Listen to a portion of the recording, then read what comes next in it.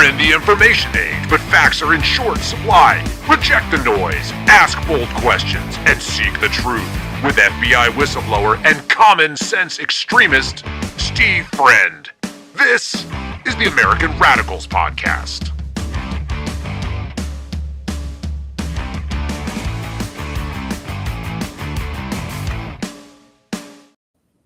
It is the American Radicals Podcast. It's Tuesday, March 24th, 2026. And today we're going to talk about some communist recommendations to reduce gas prices. Also, kids can't read, and Michigan teachers are pretty happy about it. Illegal aliens are continuing to murder our citizens here in the United States. And the mainstream media seems to be more worried about their pets. So let's get after it.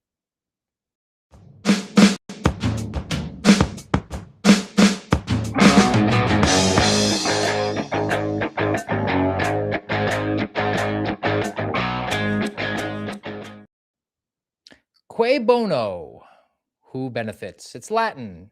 You see it in law enforcement. It basically is the question of who benefits from the crime. Ergo, that should be one of the lead suspects when we're conducting a judicious, logical investigation to determine who actually is the bad guy. But phrased differently, when we are in a political context, when we're dealing with our government actors who seem to get into power to be something rather than to do something, or if they're communists, to punish their enemies and reward their friends. I think the question that we come back to is, are we getting the real reason or the right reason to describe their actions? They always give us the right reason. Look, my fellow Americans, I have to do this thing or else something bad would have happened. Look, my fellow Americans, I had to do this thing because everything is awesome. Aren't you ready to go and vote for me again? But what's the real reason? The spin, because too often the real reason is something nefarious. It's something corrupt. It's a way to line their pocket. So I want to get to a bunch of examples, a bunch of different topics today in that regard. And let's begin with the thing that's hitting everybody really hard right now, and that's the price of energy, the price of fuel. We don't know what's going on. Is it a kinetic action overseas? Is it a war? How dare you call me a stewardess? I'm a flight progress coordinator. But I saw this that come out of the International Energy Agency, which has some recommendations for the way that we can bring down the cost of fuel.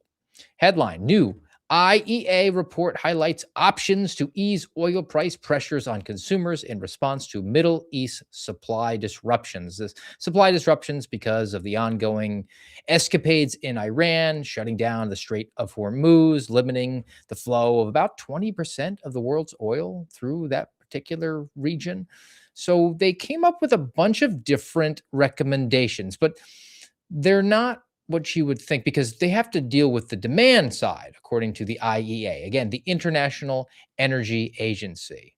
They're not saying, hey, why don't you pump more out of the ground? Drill, baby, drill. They're saying, no, what sort of actions can we recommend to the consumer, the people who are on the very back end, the ones that are purchasing it, to bring down their demand so that the limited supply that we do have right now will last a little bit longer? It's not a perfect solution, and they actually do say that, but we can stretch it a little further.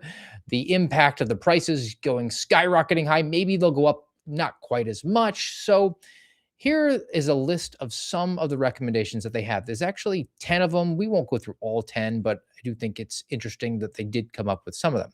Number one, work from home where possible. I mean, you don't have to commute to work now, just stay home. Reduce highway speed limits by 10 kilometers per hour. Now, I'm an American. I am a runner, so I can tell you what it is, but I think the blanket statement is, I'm an American, speak American, I don't even know what a kilometer is. Reducing your speed by 10 kilometers would be like 6.2 miles per hour slower on the highway. So we want you to stay home, not use any gas to drive to work. But if you do have to go and you do have to drive, all the speed limits should be dropped by 6 miles per hour.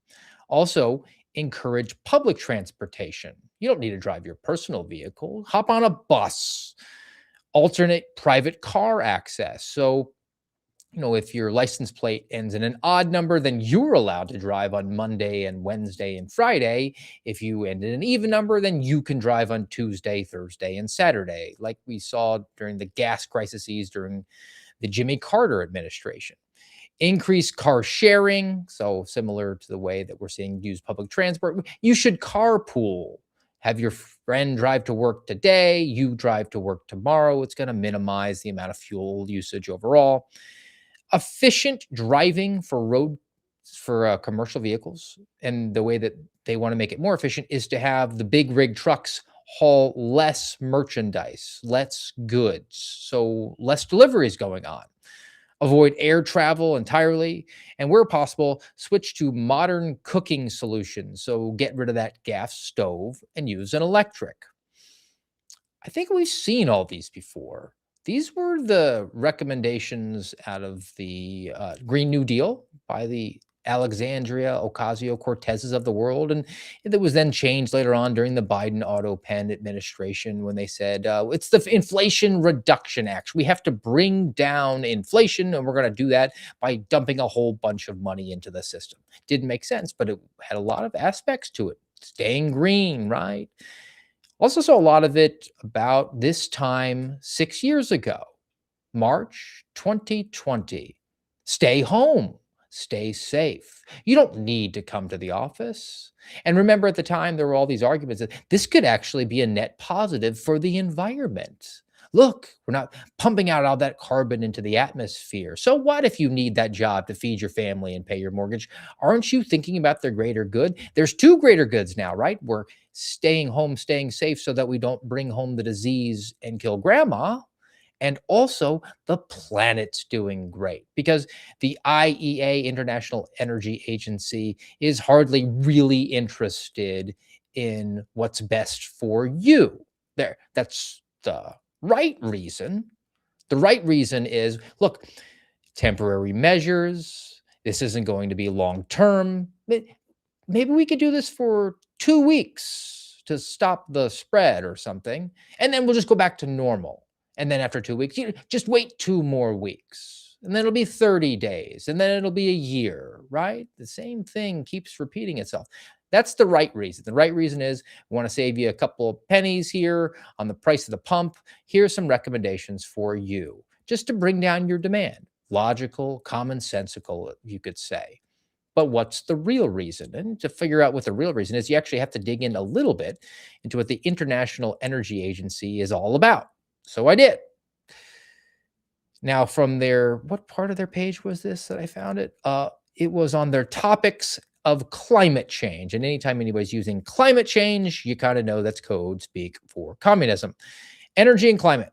Turning COP28's promises into reality and keeping 1.5 degrees Celsius within reach. They want to sign up for all the globalist stuff where we're going to end industry entirely. The way of our current way of life has to end so we can prevent the temperature from rising 1.5 degrees over the next 100 years. Now, the science behind it is very sketchy. I would say a lot of it's fictional, but even if we take their word for it, they want you to consume less. They want you to do the WEF thing where you own nothing and eat the bugs so that we can protect the planet because they're Gaia worshipers. That's the real reason. Now, are the people at the IEA who are writing these white papers and making these arguments going to augment their lifestyle at all? No. They're going to the COP28s and they're eating duck à l'orange and arugula. They're flying private to get there. They just want you to augment your lifestyle. They just want to bring down the population a little bit through some logical ways. We can just abort all the babies in Africa, right? That makes sense. We got to get back down to some sustainable level of population, one that we had like 500-600 years ago when there were less than 1 billion people on the planet, which, if you follow it to its logical conclusion, would necessitate executing 80 to 90% of the human beings presently alive on our little blue orb floating around the sun. But they won't tell you that. They're going to package it as, hey, price of the pump, it's hurting us. Maybe you should change your lifestyle for a temporary period, but it'll become permanent. Who remembers 2020? 2 weeks to stop the spread became 2 years to flatten the economy. Now, similarly, we have a couple of pieces about environmentalism, and this one is regional, it's specific to the state of Washington. What's the right reason? What's the real reason? Cui bono? Headline from the Seattle Times: Why more Washington utilities want to remotely control your thermostat. So the individual that they go to for their histrionics, atmospheric, setting the mood is this guy named Jim Sullivan.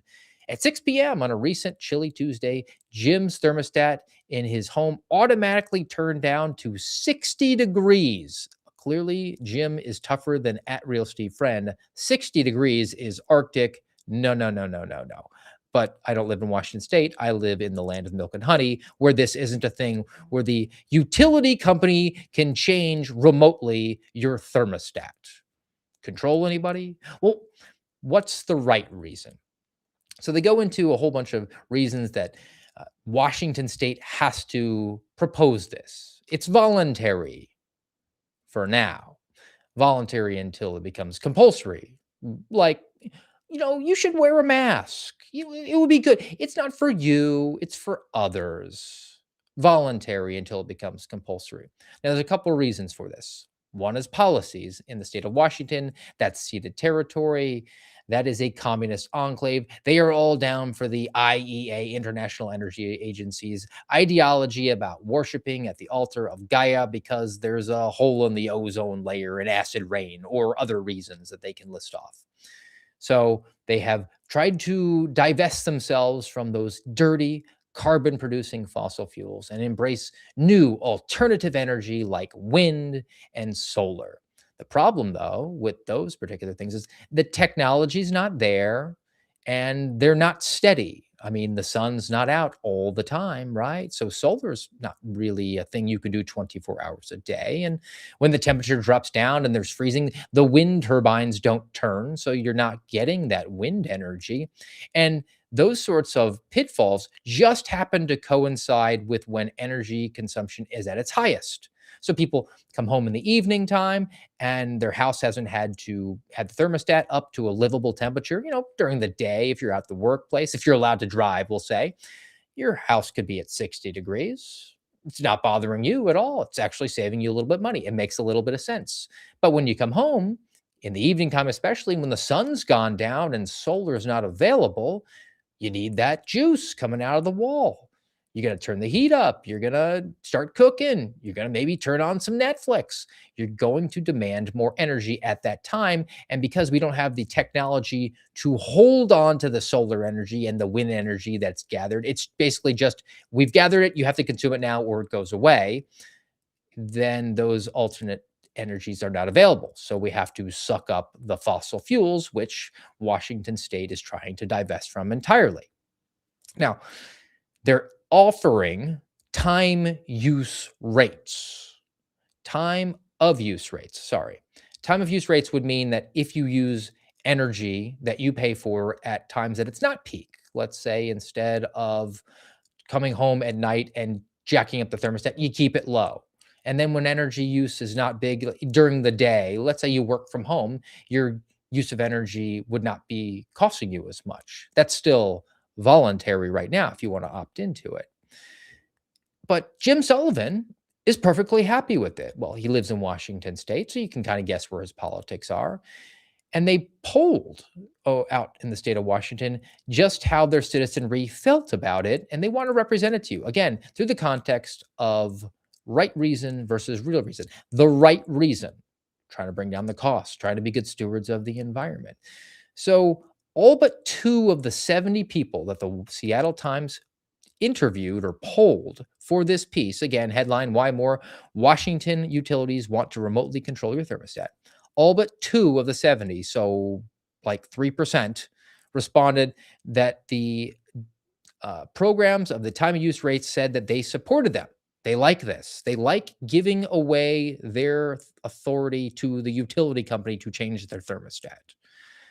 But less than 10% of people in the state of Washington have actually signed up for it. So that's kind of like these polls you're seeing right now about how there's no fracturing in the MAGA, Make America Great Again. 100% of people who support MAGA and Donald Trump agree with MAGA and Donald Trump. Yeah, but what's their percentage of the total? It's not 100% of people. It's not 50% of people. Same thing here. 10% of people, 1 out of 10, which means 90% of people aren't signing up for this in a communist enclave. 90% are saying, no, no, no, no, I'm not that communist. But of the people that signed up for it to give away all of their autonomy, yeah, they're happy with the utility company having that control. Now, what is the real reason for doing this? Well, I've touched on it. It's control. How many utility companies are actually tied into the government? If they're not standalone institutions, there's certainly a symbiotic relationship between the government and, if there isn't right now, who's to say that there won't be if there's some sort of a crisis and we have to have, there's a room for government right here. The prices have skyrocketed. We have shortages. We're going to have to pass along policies like the IEA has recommended. Who's changing the speed limits? That's not private, that's public. So then you're going to have public institutions that lean on utilities companies and say, hey, why don't you just turn those thermostats down for everybody right now? It's no longer voluntary. It's compulsory, mandatory. We're going to do it. The real reason is control. Now, Washington State is one. Let's go to a different one. From the New York Times, at one point, a newspaper, and this is all about some drama happening in the Empire State. Headline reads, as New York energy costs surge, attention turns to landmark climate law. Now, this is a law that was passed in 2019 in New York. New York has to get 70% of its electricity from renewable sources like wind, solar, and hydropower by 2030, which is very close, guys. We're talking 4 years away. The state of New York, one of the most populated states in this country, would need to get almost 3/4 of all of its energy from wind power and water. That's just absurd. How could they possibly have passed that through? Well, the right reason. They're climate pagans. They feel bad for Mother Earth. That acid rain, I mean, it's burning you. That's why you can't go outside and open your mouth and catch it on your tongue, right? You can't have that acid rain. It's also going to charge polluters for exceeding their emission limits. This is a law that passed through the state that said that you're only allowed to emit a certain amount of that dirty carbon. It's a carbon credit system we've talked about before, but just as a refresher, think about two businesses.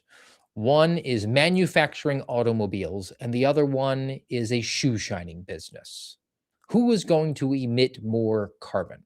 Well, clearly it's the car manufacturer. Now, the state will pass a law and it says, hey, you're allowed a certain amount of emissions, and we will give that to you, car manufacturer, and we'll give the same thing to you, shoe polisher. Now, the car company is going to vastly exceed it. They're not going to want to have those fines. What are they going to do? Well, they're going to buy the carbon credits from the shoe manufacturer. So, as in essence, redistributing wealth from the car manufacturer to the shoe shiner. So, from each according to his ability to each according to his needs. So, you're implementing a communist system via the environment. The real reason why so many of these things are happening. But specific to New York on this one, the current governor, Kathy Hochul, dyed-in-the-wool communist. She's actually pushing back on this law. She's failed to meet certain speculations of it. She was supposed to have a proposal out there by 2024. She didn't get it out there. In fact, a couple of the environmental groups sued her, and the judge said, hey, you got to come out with your proposal of how you're going to be in compliance with this ridiculous law that has to come out right now. And now Kathy Hochul is going to the state legislature and saying, hey, look, I can't get it done. We have to give me an extension. 2030? 2030 is in 4 years. It's just too big of a lift. The requirements here are too much because 70% being clean energy and 100% clean energy by 2040. No, sorry guys. We're just not able to get there. There were some unforeseen circumstances. Who in politics or in government could ever see that there would be things that happen at times when they're in charge. I mean, it should just be smooth sailing and nothing happens, right? So Kathy Hochul blames coronavirus. She blames Ukraine and Russia. She blames Donald Trump getting elected and not wanting to do all the climate change stuff and even the Trump tariffs. And now even the Iranian kinetic operation, definitely not a war. How dare you call me a stewardess? I'm a flight progress coordinator. So another piece coming from the New York Times in relation to the ongoings in an Empire State. Hochul moves to delay and alter the climate law, citing energy prices. The right reason is, hey, look, energy prices are skyrocketing. I'm worried about my constituents. I don't want to hit them too hard because the prices will necessarily skyrocket when we rely on solar panels rather than oil and natural gas. Can you give me an extension? 4 years. That's all I need, I swear. Promise, cross my heart, hope to die, stick a needle in my eye. 4 years extension. Can we get that done? 4 years from now is 2030. Have you looked at the calendar? It's 2026. It's a midterm year. It's also a gubernatorial election year. And that gets us to the real reason. Kathy Hochul is running for re-election. She doesn't want this to be on her plate at all because by 2030, she'll be bio con Dios, no longer representing New York. It won't be her problem. The real reason is she knows that they passed through and were signed from the governor's office this ridiculous law. She knows it. And yet she doesn't want to be held accountable. So to evade that accountability, she was going to ask for a temporary extension. And then when the time elapses, the next occupant in the governor's mansion in New York can take the blame for it. All right, let's go down to Texas. Again, I've got a couple more things about the environmental and about fuel. And this one just kind of blew my mind. I was unfamiliar with it. I'm not really well read on natural gas prices, but from Fortune magazine, natural gas prices in Texas plunged deep into negative territory and producers are burning it off. So there's not as much infrastructure in place with pipelines to capture natural gas as oil. So as a result, there's a limited amount of pipes down there. They are producing a ton of natural gas because it's a cleaner version of the fossil fuels. It's been enormously lucrative. The United States has so much of it, actually way more than they do overseas, to the point where they're in demand right now and they don't have the natural gas. They're having to burn coal. But we are producing so much natural gas, we have nowhere to store it, and it would actually require people taking the natural gas off the hands of the producers. So they don't want to pay it. So they say, we'll just light it on fire and burn it. It's cheaper. That's ridiculous. We have this fuel available and fuel prices, energy prices are skyrocketing because we can't capture it. We don't have any way to move it from one place to another. Now, I mean, is it just a lack of foresight? Is it like Kathy Hochul saying, like, I could never have anticipated that Donald Trump would get elected and that he would implement tariffs, even though the guy's been talking about tariffs for 40 years? Or is it something else? So the right reason versus the real reason. And this one comes from, where is it? Sustainability.stanford.edu. So Stanford University. Natural gas production is at an all-time high in the US. So why are some parts of the country experiencing gas shortages? We're burning it off. Why? Well, the fundamental reason is that in certain areas like New York, they don't have enough pipeline capacity because people are resistant to building the infrastructure in places that they feel personally affected by it. They don't want to see the pipelines, and they feel like burning or that building the pipelines is going to remind them that they're not doing the sustainable energy sources. And they want to pursue the wind energy and the solar panels, and seeing the pipelines carrying the natural gas, which is cleaner than coal, cleaner than oil, cheap in abundance in this country. It just gives them a bad case of the feels. So they would prefer that the guys down in Texas producing this stuff just burn it off while they have to pay, I don't know, 3, 4x the energy prices that are necessary. Okay, pivoting away now from energy and environmental stuff, let's talk about Gretchen Whitmer in Michigan and education. Gretchen Whitmer, the once she was almost kidnapped and assassinated by a bunch of guys who were totally not entrapped by the FBI. You know, that governor. Well, she's still in power right now, and don't know if she's going to be going for re-election or not. Who knows? Who cares? Anyway, Washington Post, because democracy dies in darkness. Gretchen Whitmer's failed literacy test. We're going to look at this. It's an opinion piece, but I think it points out a couple of important facts here, and also through the prism of what's the real reason and what's the right reason. So 39% of third graders in Michigan are proficient in English language arts. So 6 out of 10 can't read at the appropriate level, which makes Michigan ranked 44th in the nation, near the bottom. In 2023, Gretchen Whitmer signed a law eliminating a state requirement that third grade students who can't read at grade level be held back. Now, what was the real reason? What was the right reason? The right reason. Well, there was all that learning loss when we had to stay home and stay safe. Even though we told you as the experts that kids were resilient, this wouldn't impact their education at all. But sorry about that. That was in kindergarten for these kids. They never learned their ABCs. Now they're in third grade in 2023. We feel really bad about it. And we don't want to have a backlog of third graders, 4 out of 10 of them staying behind. We don't have the manpower, the resources in order to accommodate that. So we're just going to pass them on through. Now, I'm sure that given the long runway that they have between third grade and 12th grade, that they will pick up the slack. You just have to look no further than the reading rates in Detroit to find out how the success plan is really there. Tongue fully in cheek.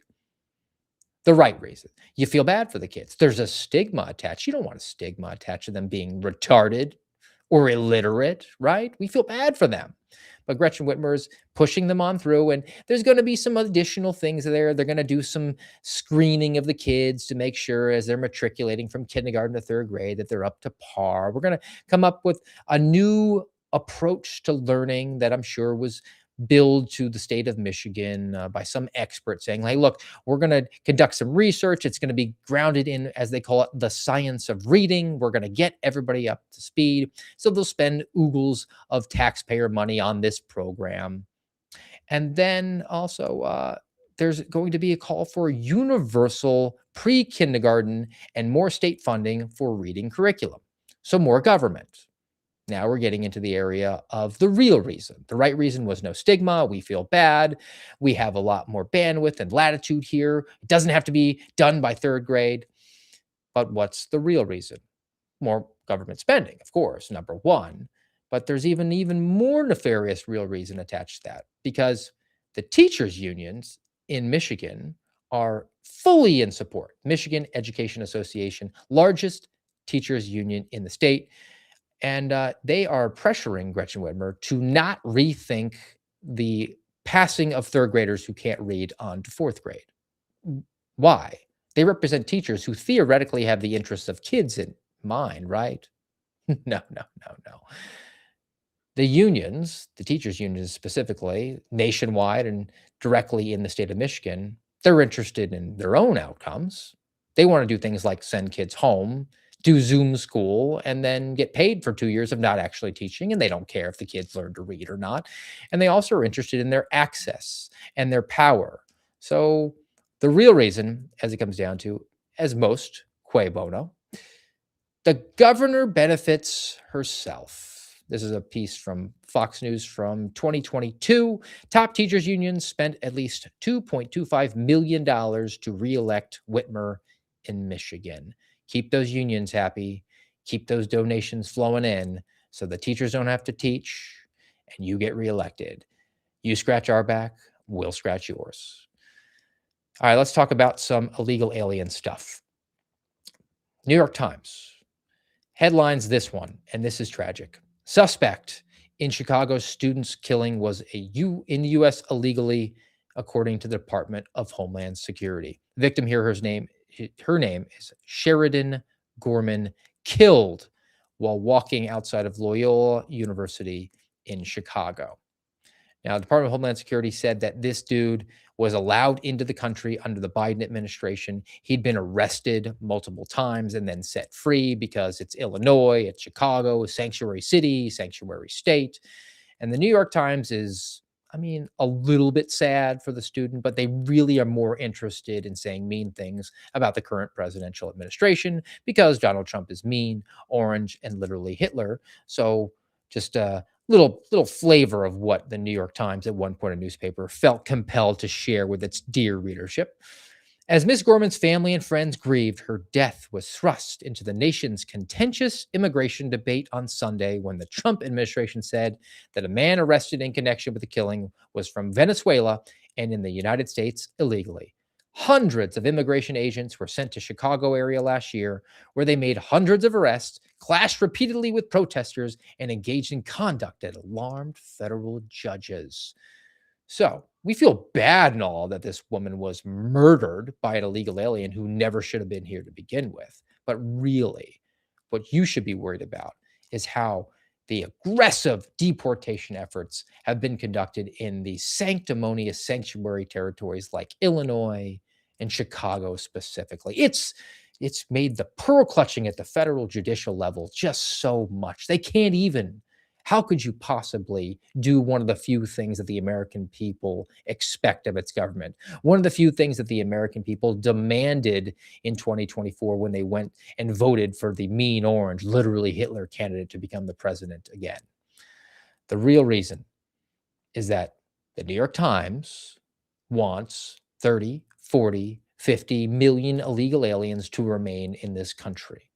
The right reason that they're going to say is it's just too aggressive. We don't like it. I mean, we feel bad. We feel really bad for the family because not because they lost a daughter who was murdered by an illegal alien from Venezuela who never should have been here. We feel bad that they've been brought into this debate. It's just so unseemly. Can't they grieve privately? The Trump administration is doing. They're exploiting this family for their own political gains. They could be concerned for this young lady and her family for real reasons, for the right reasons, but they're not. What are they really concerned about, though, over at the New York Times? Not the individual loss, not the tragedy that happened to that family, which will never, ever be the same. What you really should be concerned about, according to the New York Times, is pets. From the New York Times, headline: The pets left behind when their owners are deported.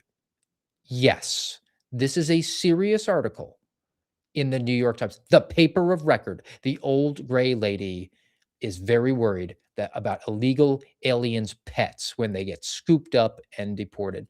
It is an extremely long piece.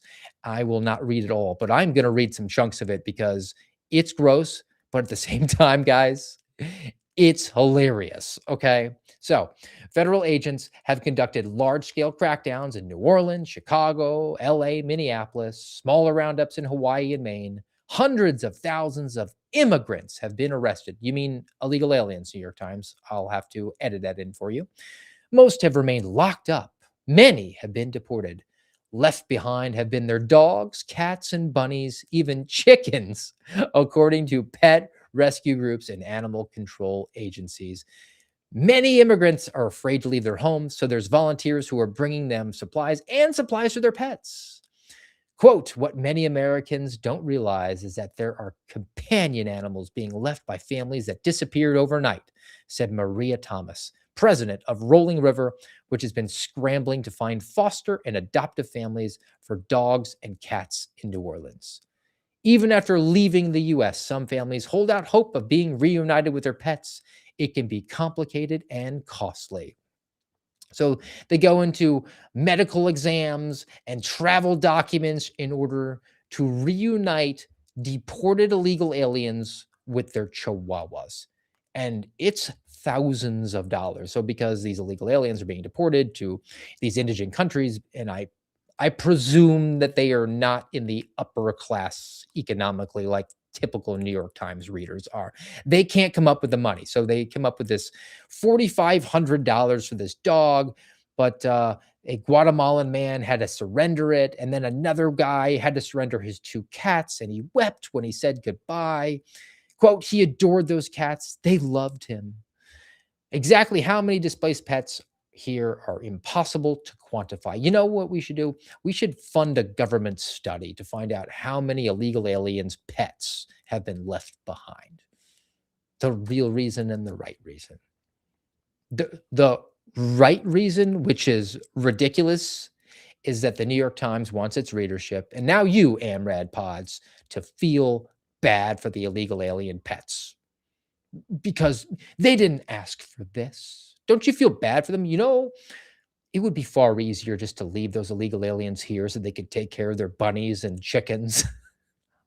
I can't. I can't. All right.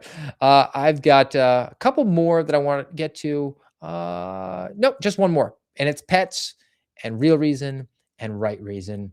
It's pets and AI coming from the Washington Post because democracy dies in darkness. Headline: these people use AI to help find their lost pets. 1 in 3 pets go missing during their lives. Pets have been chipped, right? I mean, I had dogs until the last year when we wised up and said we're not getting more dogs after the current dogs aged out of the program. They had the chips in them, right? They put that insert in them. So if they go running away, somebody can bring it to a vet and they scan them. They say, oh, well, that's at Real Steve Friend's dog. So we'll give him a call and he can come and pick up his dog. But now that artificial intelligence has advanced, they're doing biometrics in order to find missing pets. And people are signing up for this and getting enrolled with these artificial intelligence software programs. And they're signing up also for surveillance cameras usage. And this Washington Post piece goes into just the extent that people are willing to go to in order to keep in touch with the fur baby. People send photos of their lost dogs to this database. The AI compares facial features, coat patterns, ear shape to photos of stray pets and tries to reunite them. Doorbell cameras have recently been implemented, facial recognition for dogs, and perhaps the largest AI database for pet reunification is Petco Love Lost. It says it has reunited 200,000 animals with their owners in the last 5 years. Real reason, right reason. Qui bono? Well, the right reason is, hey, we feel bad. People are not just ice in their veins like Real Steve Friend. Not ice in their veins that allows me to live in a 60-degree house, but just uncaring. They don't like fur babies. People love their pets. We just want to bring about the technological resources in order to reunite people with the 1 in 3 pets that run away throughout their lives. That's the right reason. What's the real reason? You have now, because you love your fur baby so much, given how much data to the artificial intelligence company about not Fredo, not Spike, not Spot, but your data, because this AI is liaising with your devices in your house. These cameras that you're installing in your house, they're capturing facial recognition of your Yorkie, but of you. They know the comings and goings of you. They know the GPS location of your pet. They know the GPS location of your device. So where you're traveling, you have now surrendered all of your data over to these companies, and it'll be available for them to monetize because they can sell it. And who do they sell it to? Private actors that want to advertise to you, or the government, which is now admittedly from the FBI director himself said that it purchases your data that is out there so they can spy on you. Your government steals, taxes you of your income so that it can turn around and spend that money on your data and spy on you. That's the real reason. All right. So that's going to wrap us up for the day on the American Radicals podcast. I do have a kind of a cool palate cleanse, though, because it's very cold in Washington State, and even like in the spring, I guess it's 60 degrees in their house during the day. But if you're interested in more like springtime and summertime pursuits, Maybe you could combine forces like Captain Planet and take a winter sport and try it in the summer. Let's try some summertime downhill skiing.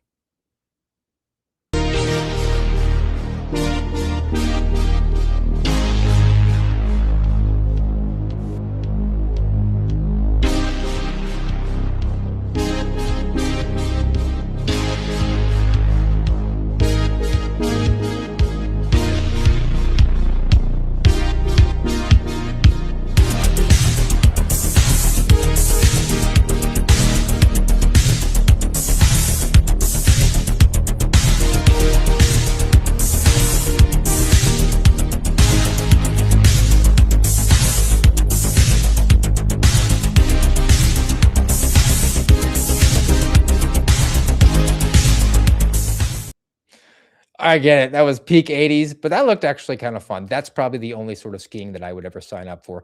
Stuff that I can do with no shirt on in the sunshine. Okay, so the American Radicals podcast is done for the day. We'll plan to be back with you tomorrow, noontime here on Rumble and YouTube. And as always, you can check us out over at Spotify, all underneath the moniker of @AmRadPod. And until then, have a great day.